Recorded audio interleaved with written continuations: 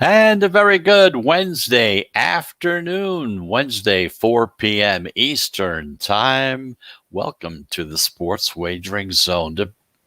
No matter what time zone you happen to be in, whatever you're doing right now, I hope you enjoy the show. We have a full show, full packed, ready to go for you on this Wednesday, which many times we refer to on the show as Hump Day. It's right in the middle of the week. So we're coming to you live from Charlotte, North Carolina, right here on the I-95 Sports and Entertainment Network, as well as on Blackjack TV, and of course on most of your major podcast platforms as well, such as Apple Podcasts, Amazon Music, iHeartRadio, you name it, we're on most of them as we speak. So thank you very much for listening. Just to let you know, we totally appreciate you listening to the show. So today, what we're going to be talking about primarily is, of course, the NFL draft is coming up shortly, won't be far off. We're going to be talking about NBA and why it's kind of not early. Well, you know what I'm saying? It's kind of tough to bet this season. There's so many factors that come in because we've got emails and I say, gee, how come we don't talk about the NBA? Give us some tips on the NBA. Well, the NBA is such a tough situation. We'll go into more detail about that situation as well. Kind of tell you how hard it is to kind of even break even as far as the NBA is concerned this season, primarily because of COVID, playing in various venues that have no fans on them.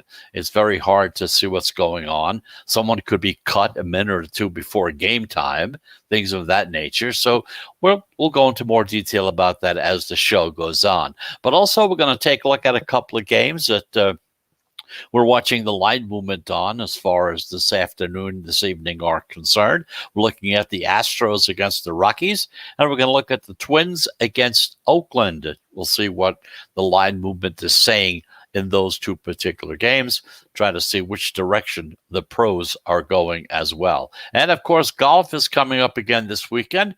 This week, it's the Zurich Open. It's going to be in the Queen City down in New Orleans, Louisiana. So we're going to talk about that, give you some thoughts and ideas on some of the guys that are going to be in the tournament, kind of give you some odds on them. But like always, we give you the information, you kind of digest it, and you kind of take it from that point on. So that's primarily the day for today. Those are the things we'll be talking about. And just a reminder, once again, you're listening to the Sports Wagering Zone. We're coming to you live from Charlotte, North Carolina, right here on the I-95 Sports and Entertainment Network. So first of all, as always, let's take a look at what happened yesterday as far as betting was concerned in Major League games. Major League Baseball, for instance, the favorites, they went 9-5 yesterday. You had the Blue Jays and the Red Sox was the team that kind of closed as a pick-em, though. The others were 9-5. The Reds are minus 145. Beat the Diamondbacks 4-3 as the game was suspended in the top of the eighth with the D-backs leading 5-4. But now, of course, it reverts to the last completed inning for betting purposes. So kind of think of it in that direction. Upsets were by the Giants, the Cubs, the Rockies, the Orioles, and the A's in Game 2 against the Twins. The favorites, they kind of got the straight-up lead on the season at 121-119, with 10 games being a pick-em so far. The unders yesterday went 9-5. Arizona-Cincinnati total has no action as the game didn't go the entire 9 innings. So if you were on the Arizona-Cincinnati game, you're going to be getting your money back. Of course, now the unders now lead 131 to 111, which is at 54.1%. What that means is that from the beginning of the baseball season, you started playing the unders. That's all you did for the whole time period until now. You'd be at 54.1%. Keeping in mind, we remind you all the time that 52.3, 52.4, that's kind of the break-even point as far as betting is concerned. Meanwhile, over in the National Hockey League, the favorites, they went 6-2, with the only upsets by the Hurricanes, who were a plus 100 against the Lightning, and the Canucks, who were a plus 250 on the money line against the Maple Leafs. The overs went 5-3 yesterday, but the unders, they kind of still lead as far as the season is concerned. They're at 51.4% so far. Looking at the first period unders, they went 5-3 yesterday, and they extended their lead to 52%. Those are the first period unders in hockey. Over in the NBA, the favorites, they went 3-2 straight up, but the underdogs led 3-2 against the spread. The Clippers, 5-point favorites, beat the Blazers 113 to 112, but in that game, they did not cover. Upsets by the Nets, who were 3-point dogs against the Pelicans, and the T-Wolves, who are 3-point dogs against the Kings, also made out fine. The favorites still lead, however, 427 to 417. That puts you at 50.5%. Of course, there are 11 pick'ems in that time period as well. Yesterday, the overs went 3-2, and they now lead at 50.5%, just a little over 50% as far as the overs and the unders are concerned. So that's a rundown of what happened yesterday as far as the major sports are concerned and how the betting went. Kind of give you an idea as to how the underdogs did or how the favorites did. Kind of give you an idea on both those situations. So we're going to take our first break. And if you've listened to the show before, you know we do take 3 breaks in the show. Each one is of about a 1 minute, 1.5 minute duration. And then we're back into action as well. And when we do come back, first of all, we're going to take a look at these NBA stats. We're going to see how and why it's so difficult to try to make a profit this year in the NBA betting on NBA games. So we'll go into that. And of course, we're going to take a look at the 2 games that we have on tap for this evening, as far as baseball is concerned. Astros against the Rockies and the Twins against Oakland. We'll see where the line movement is going in those games, as well as which direction the pros are going as well. So we'll be back into the sports wagering zone right after this.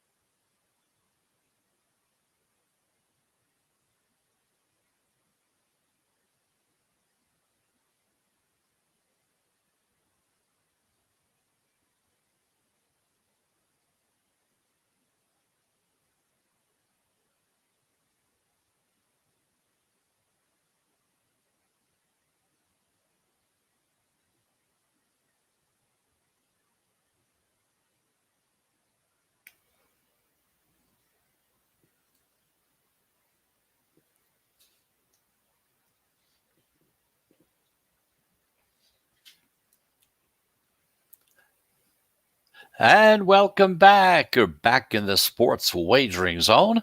I'm Chris Pardo. I'm here in Charlotte, North Carolina, coming to you live on the I-95 Sports and Entertainment Network, over there on Blackjack TV, and as well as on most of the major podcast platforms, such as let's see, Amazon Music. Of course, there's iHeartRadio, and there's Apple Podcasts as well. Spotify is another one as well. So we could spend a whole half hour to 45 minutes just talking about the various platforms that the show is on. But in the meantime, let's get down to talking about the NBA and some of the reasons why we really haven't been paying so much attention to the NBA this season so far on the show. Of course, once they get into the playoffs, then things will kind of change. We'll spend more time on it, try to give you some thoughts and ideas, follow the line movement on some of the games, kind of give you an idea as to what's going on. But, so far this week, we talked about how the dogs, the underdogs, are crushing it. We talked about it at great length in Major League Baseball. Right now, the underdogs of Major League Baseball are at 48.6%. If you look at that as far as units, how many units you're betting, okay, that's one form of money management, and we'll talk about that as the season goes along. You'd be up 31 units if you were just taking the dogs in Major League Baseball. The favorites are dominating the National Hockey League, very big, 62.7%. If you had bet in that situation, you'd be up 24 units as well. Now, that's just good between those two. But in the NBA, it's a different ball game without a clear edge going in either direction, either for the underdogs or for the favorites, either one.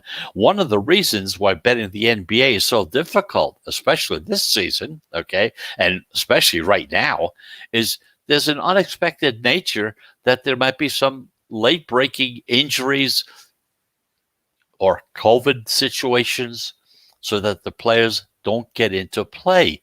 And you don't hear that until later on in the day. Because when you're betting baseball or hockey, we can wake up and be, pretty sure that the starting lineup is more than likely going to be what it is at that point in time. However, the NBA, they're a totally different story. You often wake up with several key players on almost every team who are kind of questionable, as they say, with an injury that they may have. To make matters even worse, we routinely see several big name players ruled out in the day, many of whom come out of nowhere. All of a sudden, someone that you wouldn't expect not to play is not going to be playing. This makes it almost impossible, very difficult as a bettor, because the lines can go in either direction. Okay, they can skyrocket up or down based on that star player, whether it's going to be playing or not. So to put it simply, you could spend all morning, the entire afternoon, handicapping a game just to see all that work go down the drain, because once a star is ruled out, the line is blown to pieces. There's no thing about it. One thing for sure. One thing we've found helpful is that if you wait until later in the day to bet the NBA, if you're going to bet the NBA, hold on. Do some little preliminary homework. But before you plop that money down, make sure you wait till near the end of the day. Okay? And Josh Applebaum over at SVIN guys call this the 6 p.m. rule. He calls this his 6 p.m. rule. In other words, don't bet a game too early in the morning or even in the afternoon. Wait until 6 p.m. Eastern time once all of the injury reports are updated and you know for sure who's in and who's out. And that can actually change at a moment's notice as well, but at least you'll have a pretty good hold on who is going to be out for sure. Now, on one hand, if you wait this late, it may cause you to miss a good number, because a number may change, go up or down, depending on which direction you're looking. That you could have pounced on this number earlier, gotten that number, and now the number's changed. Not because of what happened to the team, but because how the money starts going. You all know that as far as the line movement, as far as how up and down it goes, is predicated on how much money comes in on which game, which team, okay? But on the other hand, the one thing for sure it's going to protect you from getting locked into a bad number that looks kind of stupid once that star player is ruled out. So, it's one of those, maybe you win, sometimes you lose situations. There's going to be a time when you're going to wait till that 6 o'clock rule comes into effect, and it's a little after 6. You take a look and you see, looks like so and so is going to be out. I'm not going to bet that team because the number's going to change. It's going to drop. Now, it may drop down to within reason for you as far as what your system happens to be calling for. But so that may happen. And on the other hand, you may hold out, and there are no changes whatsoever. And meanwhile, the line is getting away from you in which direction you wanted to bet.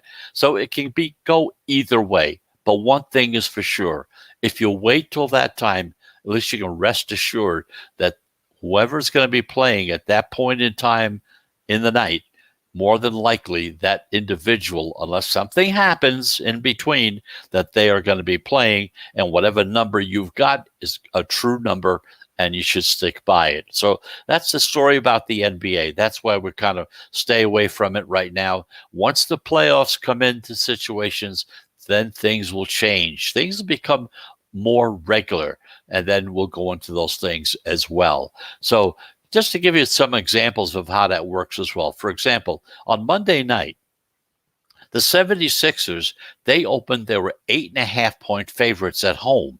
They were playing the Warriors. Now, early pro money appeared to be backing Philadelphia as we saw the line move from being an 8.5 up to a 10 point favorite. But then we saw Ben Simmons becoming a surprise scratch, which tanked the line back down to 4.5. So if you would have gone in early enough, you would have been either an 8.5 or anywhere up to 10. Then all of a sudden, bam, in comes Ben Simmons, not going to play, down to 4.5. So now you're at 8.5 or 10, somewhere in there.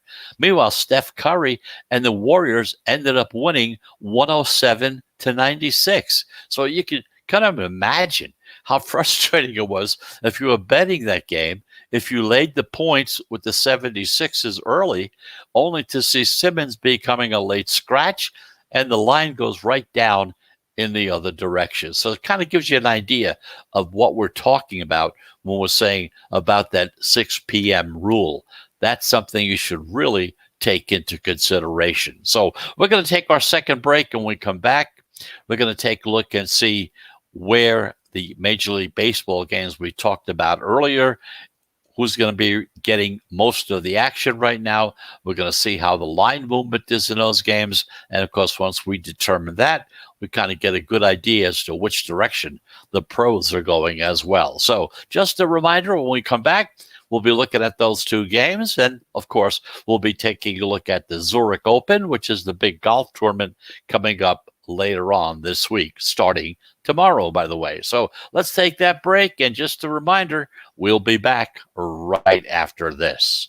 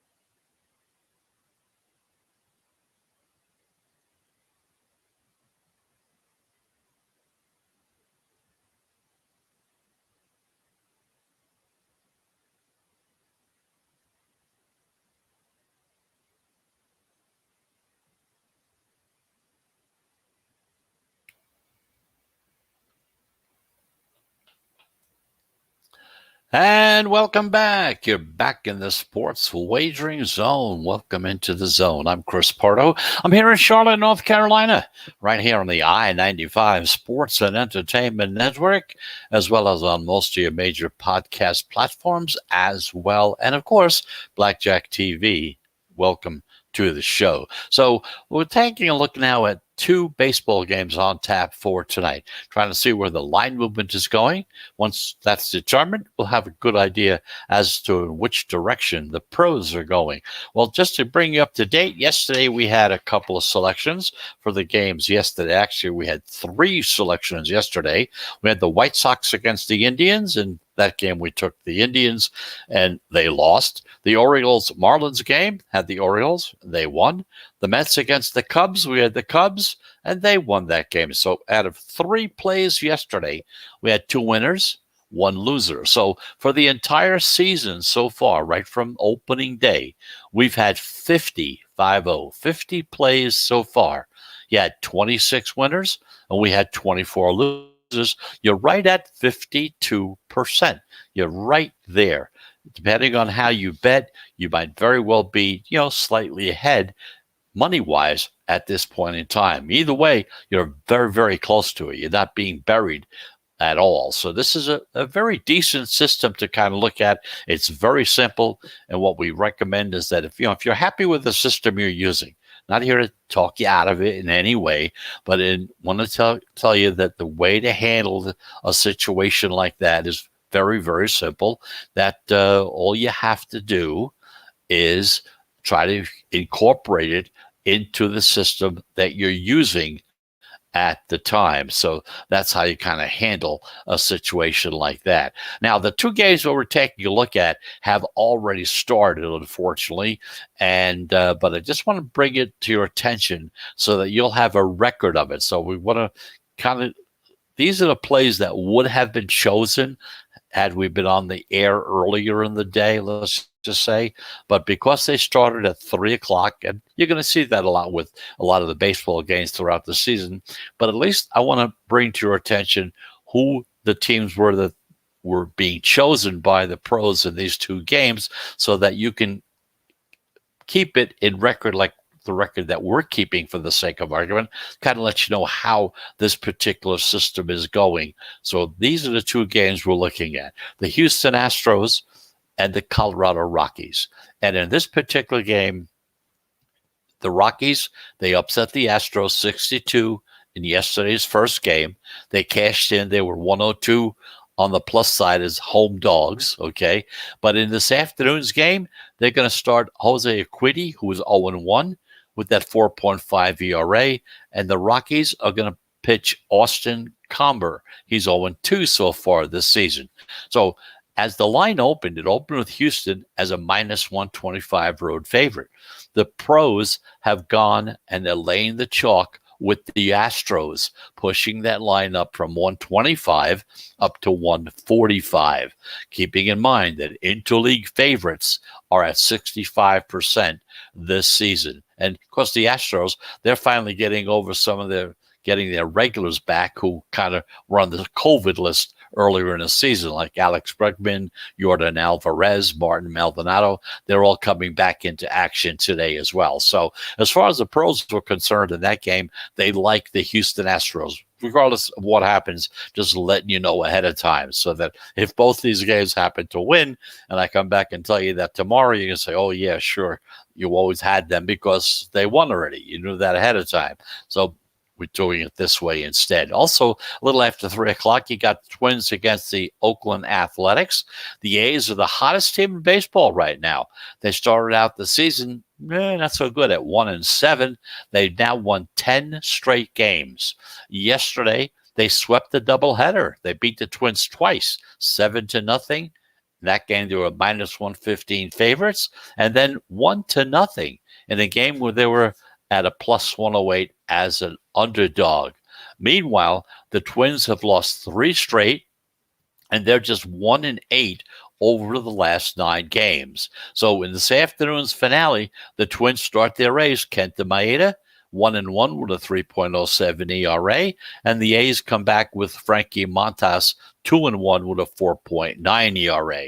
The line open with Minnesota was a short -115 road favorite, but in this situation, the pros are not going to try to outthink themselves. They're happy to fade the struggling Twins, and they've gotten down on the white-hot A's, moving Oakland from a plus 107 to a plus 105 on the money line.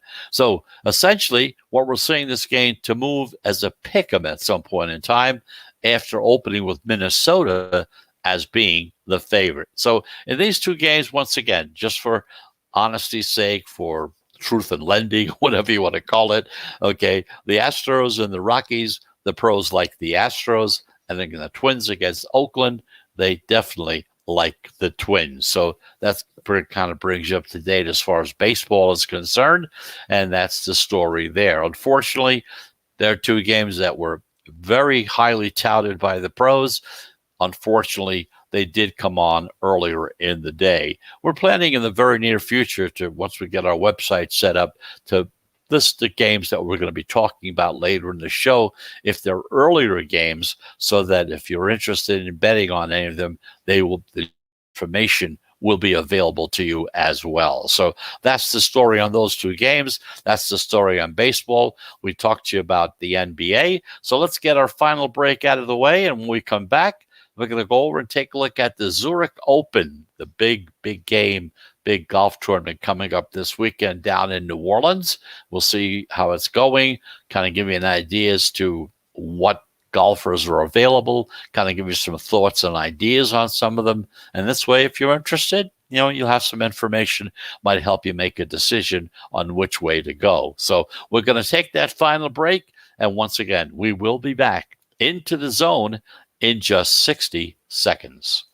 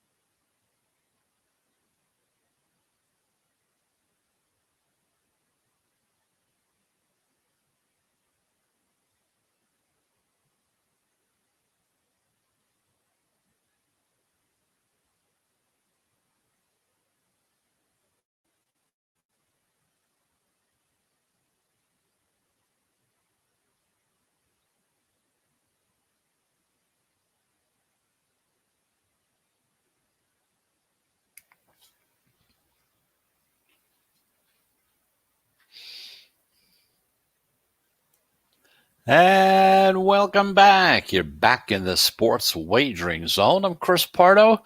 Thank you very much for listening. We're here on the I-95 Sports and Entertainment Network. Now let's take a look at the PGA Tour down to the Zurich Classic that's coming up starting tomorrow.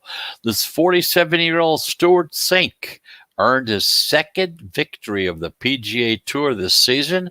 He had a 4-stroke victory over Emiliano Grillo at the RBC Heritage last week. And not only that, but if you had him, he was at 125 to 1, right? 125 to 1. Sink won the RBC Heritage for the third time in his career. He won it in 2000, 2004. Now, a long time later, but he came back in 2021 to win it as well. Now, he led the field, and that was tee to green and also greens in regulation. Now, he resides in the top tiers at the moment. The PGA Tour now heads down to the Big Easy for the Zurich Classic of New Orleans. It's become a team event since 2017. The 2020 event was canceled, if you remember, because of COVID-19. So the 2019 champions, John Rahm and Ryan Palmer, are still the defending champions and the tournament favorites at 7 to 1.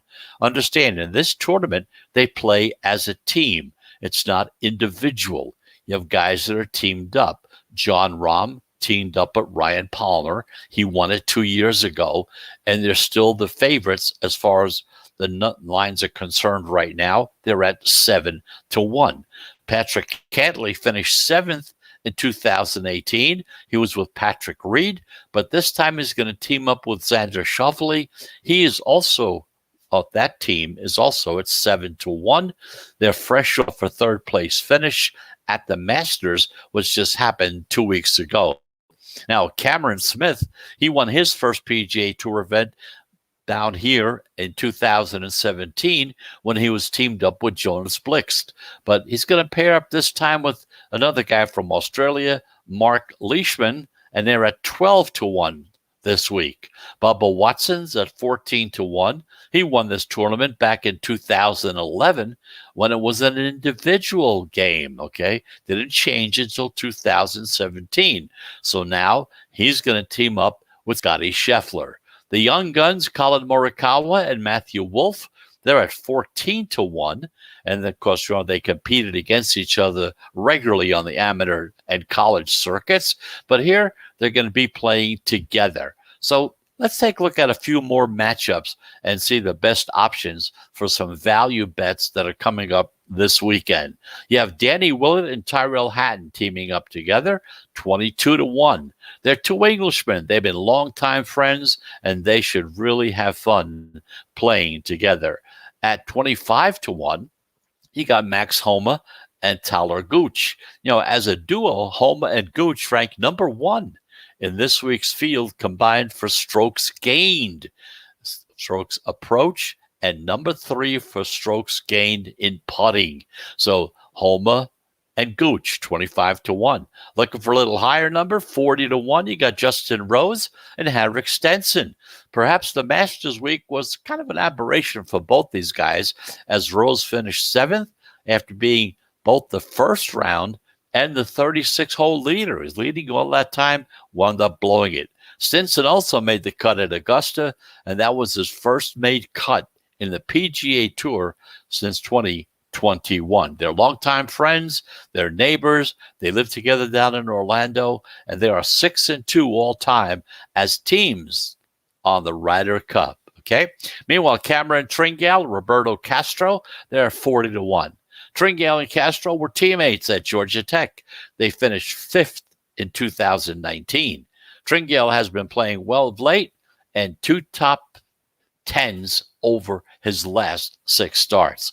At 66-1, Matthew Neesmith, Chasen Seifert. Now, both of these guys, they've been making cuts and striking the ball pretty good lately. But as a team, they rate 3rd combined in this week's field for strokes gained and approach. Meanwhile, if you're looking for a real long shot, look at this team of Tyler Duncan and Adam Schenk. They're at 100-1. Now, neither one of these guys is in great form right now, but the pair of Purdue Boilermakers, they both played together at Purdue, could find this as a real good spot to kind of turn things around and make it a little better for themselves. They teamed up here in 2018, and at that point in time, they finished 7th. So that's a look at some of the guys that are going to be playing in this big tournament coming up this weekend down in the Big Easy. Keep in mind that once again, the favorites and along with the guys with the long shots, these are the guys you want to take a look at. So again, they're playing as a team. This is not an individual situation. The number 1 team, John Rahm and Ryan Palmer, they're at 7-1. Patrick Cantley and Patrick Reed and Patrick Cantley and Xander Schauffele, they're also at 7-1. Remember, they came in 3rd in the Masters 2 weeks ago. Or if you're looking for a real long shot, Tyler Duncan, Adam Schenk at 100-1. So that's the story as far as a tournament coming up this week. So let's got a few more minutes. And, yesterday we were talking about the NFL. We're talking about the betting market, the futures market, and we kind of give you some thoughts and ideas about some teams that you might want to look at a little closer before you finally make your decision to make your bet. Okay. The Jacksonville Jaguars, we looked at them. They're at 8-1 to win the AFC South. We kind of like them a lot over here, okay, because they're in a division that is not all that good. You got the Texans. Hey, who knows what the Colts are going to be doing with a new quarterback? You got the Titans in that situation. You never know. A break here, a break there, and the Jaguars could very well win the South in the AFC. So we're looking at the Jaguars at 8-1. Meanwhile, over in the NFC, we're looking at the Seattle Seahawks. They're at 7-2 to win the NFC West. So again, we kind of think that they're prepared and ready to go as well. So one of the futures bet that we're looking at, the NFL draft, under 1.5 running backs in round 1. That's the prop bet. You're going to say that there's going to be less than 1.5 running backs taken in round 1. So if one running back is taken and you bet that way, you're okay. Okay. If no running backs are taken, you're even better. Now, it's a cliche, but it doesn't mean that it's true. It is a passing league. That's what everybody says. Quarterbacks, receivers, guys who can disrupt those quarterbacks and they cover these receivers, they're at a premium in the NFL as it sits today. The running backs, they're kind of fairly interchangeable, as we can say, and they don't seem to last that long either. You remember Ezekiel Elliott? He was taken at the top of the draft 5 years ago. He got a great contract the second time around, okay, which I think right now the Cowboys are kind of looking a little with regret about that situation. A year later, Leonard Fournette was taken in the same draft slot. He helped bring home a Super Bowl to the state of Florida, but not for the Jaguars who drafted him.